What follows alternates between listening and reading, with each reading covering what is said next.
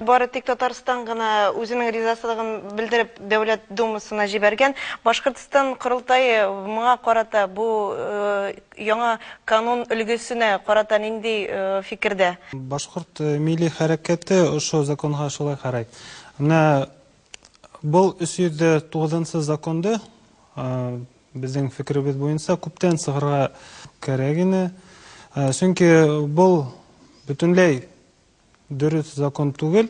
Ул законды бөтөргә кирәк, ул законды бөтөргә кирәк, региональ компонент кайтарырга кирәк дип, шундай безнең фикеребез. Һәм һәр вакыт шуны кабатларга. Ләкин менә ошо законопроект буенча фикере шулай булды безнең башкортлар курултайының. Менә концептуаль бу законопроект буенча каршылыктар юк, ләкин менә милли мәгариф компонент һәм башка шундай матдәләрне кире индергә кирәк ине дип шундай позиция җибәрелде Мәскәүгә. Ләкин әлбәттә мин ундай позиция менән ысынлап та килешмәйм.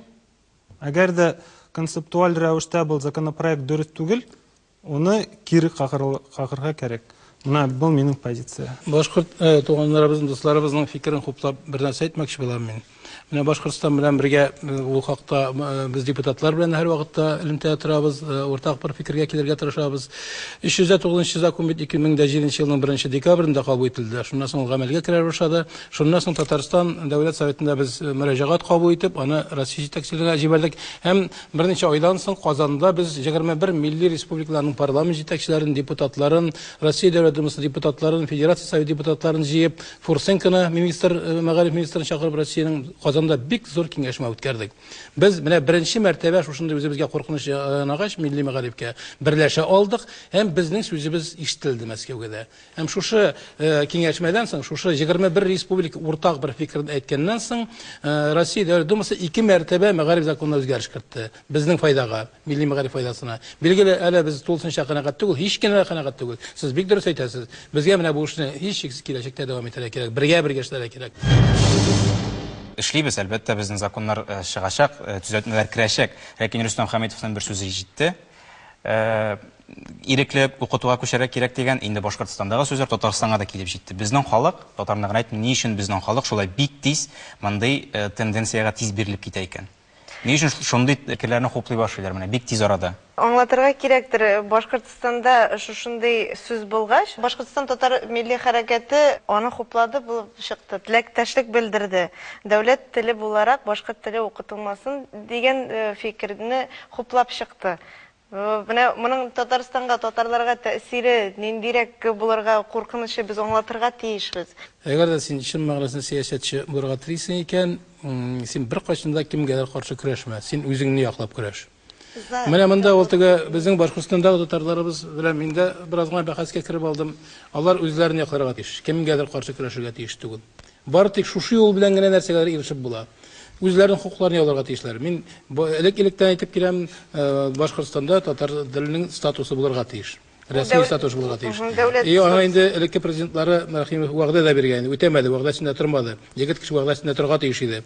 Әмма ләкин монда башкорт телендә каршы сугышуны мин һич кенә хуплый алмыйм. Без үзебезне якларга тиеш. Үзебезнең татарны якларга тиеш, татарның Башкортстанда мәктәпләре булырга тиеш, хукукы булырга тиеш, милли культура йортлары булырга тиеш, милли учаклары булырга тиеш, һәм башка тулы канлы тормыш белән яшәргә тиеш татар Башкортстанда да. Әмма ләкин безгә башкорт халкы белән, тугандаш халкы белән уртак тел табып, бергә менә шушы уртак мәсьәләләрне хәл итсәк, минемчә аның файдасы күбрәк булачак. Татарстаннан һәм Башкортстаннан читтә яшәгән татар һәм башкорт милләте бер оешма, бер кавым булып формалашып килде. Татар-башкорт оешмалары. Ул Казакстандамы, ул Россия регионларының өлкәләрендәме. Шуңа күрә 5-нче Бөтендөнья татар конгрессы узгач, мин тәкъдим итәм, иң беренчедән булып шушы регионнарда татар-башкорт оешмасы статусын саклап калган оешмаларны җыяр идем мин.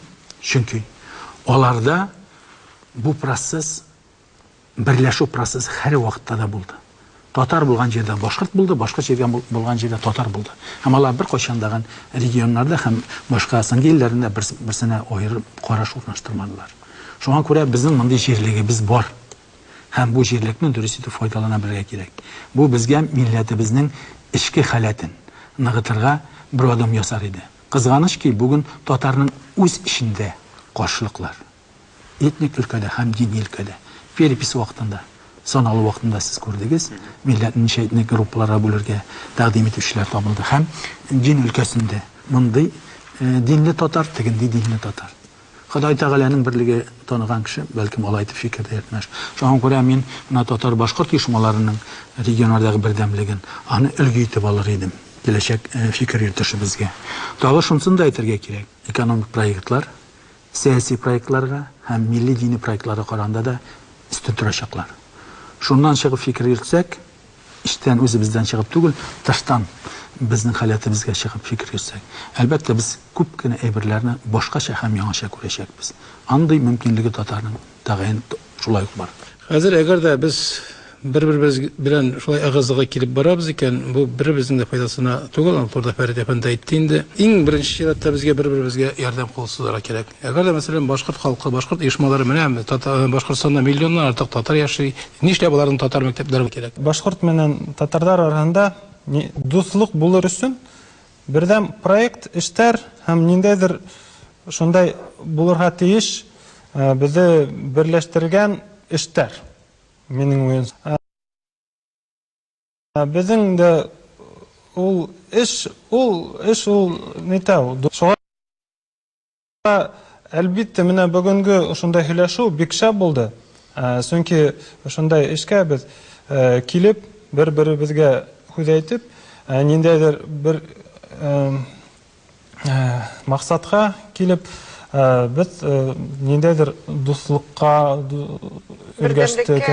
Шуңа артабанда менә шундай проекттар булһа, ниндәйдер булһа, федерализм өчен көрәш, тел өчен көрәшме, яктан проекттар, менә ул яктан улайһа, минеңсә бүтән нимә яхшы була һәм хөрмәтле татардар бергә яшәп дуслашайык, яшәйек. Рәхмәт. Бүгенге көндә үзәк белән төбәкләр арасында ниндидер әкерле уен бара. Шушы вазгыятьтә безгә бүген үз хокукларыбызны якларга кирәк. Русиядә яшәүче барлык милләтләр өчен милли үзаңны, үз телеңне саклау проблемасы иң төп урыннарны алып тора. Һәм әлбәттә, әлеге өлкәдә хукукый нормалардан тыш иҗтимагый хәрәкәтләргә таянып һәм альтернатив механизмнарга таянып та эш итәргә кирәклеген аңлау безгә бик файдалы булыр иде. Сау булыгыз.